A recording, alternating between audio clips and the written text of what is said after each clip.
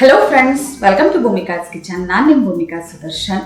ಇವತ್ತು ನಾನು ನಿಮಗೆ ಮಾವಿನಕಾಯಿ ಉಪಯೋಗಿಸ್ಕೊಂಡು ಮಾವಿನಕಾಯಿ ಅಪ್ಪೆ ಹುಳಿ ಮಾಡೋದು ಹೇಗೆ ಅಂತ ತೋರಿಸ್ತಾ ಇದ್ದೀನಿ.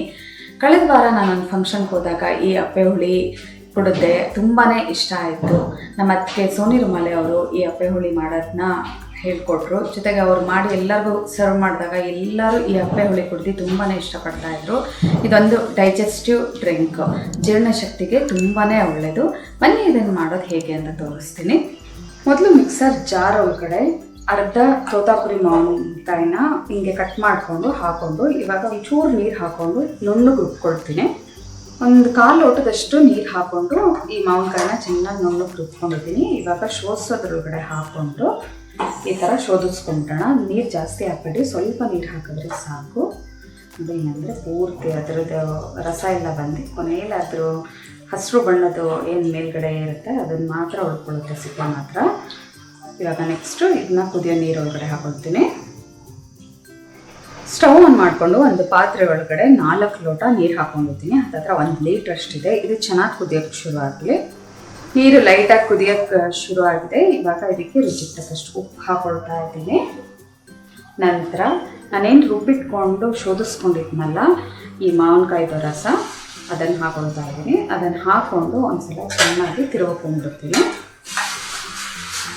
ಈ ಬಿಸಿಯಾಗಿರೋ ಕುದೀತಾ ಇರೋ ನೀರಿಗೆ ಹಾಕೊಂಡು ಚೆನ್ನಾಗಿ ಮಿಕ್ಸ್ ಮಾಡ್ಕೊಂಬಿಡೋಣ. ಇವಾಗ ಸ್ಟವ್ ಆಫ್ ಮಾಡಿಬಿಟ್ಟು ಇದಕ್ಕೆ ಒಗ್ಗರಣೆ ಹಾಕೋದು. ಒಂದು ಚಿಕ್ಕ ಒಗ್ಗರಣೆ ಬಾಣಲಿ ಒಳಗಡೆ ಎಣ್ಣೆ ಹಾಕ್ಕೊಂಡು 1 ಟೀ ಸ್ಪೂನ್ ಅಷ್ಟು ಎಣ್ಣೆ ಹಾಕೊಂಡಿದ್ದೀನಿ. ಕಾಯೋದಕ್ಕೆ ಇಡ್ತಾ ಇದ್ದೀನಿ. ಇದು ಚೆನ್ನಾಗಿ ಕಾಯಲಿ. ಎಣ್ಣೆ ಒಂದ್ಸಲ ಚೆನ್ನಾಗಿ ಕಾದ ನಂತರ ಒಂದು ಅರ್ಧ ಟೀ ಸ್ಪೂನ್ ಅಷ್ಟು ಸಾಸಿವೆ ಹಾಕೊಂಡಿದ್ದೀನಿ. ಅರ್ಧ ಟೀ ಸ್ಪೂನ್ ಸಾಸಿವೆ ಹಾಕ್ಕೊಂಡು ಚಿಟಕಿ ಇಂಗು, ಒಗ್ಗರಣೆಗೆ ಎಷ್ಟು ಬೇಕೋ ಅಷ್ಟು ಇಂಗು ಹಾಕ್ಕೊಂಡು ಒಂದ್ಸಲ ಇದನ್ನು ಚೆನ್ನಾಗಿ ಮಿಕ್ಸ್ ಮಾಡ್ಕೊಳ್ತೀನಿ. ಸಾಸಿವೆ ಚೆನ್ನಾಗಿ ಸಿಡಿಲಿ. ಸಾಸಿವೆ ಸಿಡಿಯೋದಕ್ಕೆ ಶುರುವಾಗಿದೆ. ಇವಾಗ ಈ ಒಗ್ಗರಣೆ ತೆಗೆದು ನಾನೇನು ಅಪ್ಪೆ ಹುಳಿದು ರಸ ಮಾಡಿಟ್ಕೊಂಡಿದ್ದೀನಲ್ಲ ಅದರೊಳಗಡೆ ಹಾಕ್ಕೊಳ್ತೀನಿ. ಈ ಅಪ್ಪೆ ಹುಳಿ ರಸದೊಳಗಡೆ ಈ ಒಗ್ಗರಣೆ ಹಾಕ್ಕೊಂಡಿದ್ದೀನಿ. ಒಂದ್ಸಲ ಚೆನ್ನಾಗಿ ಎಲ್ಲನೂ ಮಿಕ್ಸ್ ಮಾಡ್ಕೊಂಡ್ಬಿಡ್ತೀನಿ. ಟೇಸ್ಟ್ ನೋಡಿ, ಉಪ್ಪೇನಾದರೂ ಬೇಕಾದರೆ ಇನ್ನೊಂದು ಸ್ವಲ್ಪ ಉಪ್ಪು ಹಾಕೋಬೋದು. ಸರ್ವ್ ಮಾಡೋದಕ್ಕೆ ಅಪ್ಪೆ ಹುಳಿ, ಮಾವಿನಕಾಯಿ ಅಪ್ಪೆ ಹುಳಿ ರೆಡಿ ಇದೆ. ಸರ್ವ್ ಮಾಡ್ಕೊಳ್ತೀನಿ. ಅಪ್ಪೆ ಹುಳಿ ರೆಡಿಯಾಗಿದೆ. ಇವಾಗ ಇದು ಕುಡಿದುಬಿಟ್ಟು ಹೇಗಿದೆ ಅಂತ ನಾನು ನಿಮ್ಗೆ ಹೇಳ್ತೀನಿ. ಕುಡಿತಾ ಇದ್ರಂತೂ ಮಾವಿನಕಾಯಿ ಫ್ಲೇವರ್ ಅಂತೂ ತುಂಬಾ ಚೆನ್ನಾಗಿದೆ. ಉಪ್ಪು, ಹುಳಿ ಜೊತೆಗೆ ಆ ಒಗ್ಗರಣೆ ಸ್ಮೆಲ್ಲು, ಸಾಸಿವೆ ಹಿಂಗಂದು ಸಕ್ಕದಾಗಿದೆ.